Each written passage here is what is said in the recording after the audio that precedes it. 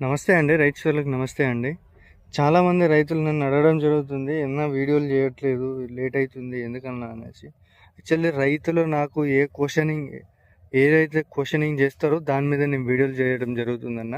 ఎవరికైనా డౌట్ ఉన్నా కూడా నన్ను అడగండి. నేను తప్పకుండా క్లారిఫై చేస్తే దాని మీద ఒక వీడియో తీస్తాను.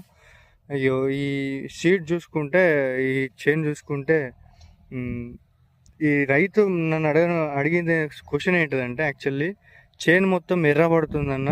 అసలు ఏ మందులు కొట్టినా కూడా నలుపు రంగుకి వస్తలేదు, ఎరుపు రంగులో ఉంటుంది, ఇగురు వస్తలేదు అనేసి నన్ను అడగడం జరుగుతుంది. యాక్చువల్లీ ఈ వారం రోజుల నుండి చలి అనేది బాగా చలి తీవ్రత పెరిగిందన్న. చలి తీవ్రత పెరగడం వల్ల మనం ఎన్ని నీళ్లు కట్టినా, ఎంత పిండి జల్లినా కింద వేరు వ్యవస్థ అనేది మనం జల్లిన పిండిని భూమిలో ఉన్న పోషకాలను గ్రహించుకోలేకపోతుంది అన్న. చలి వల్ల అంతగానం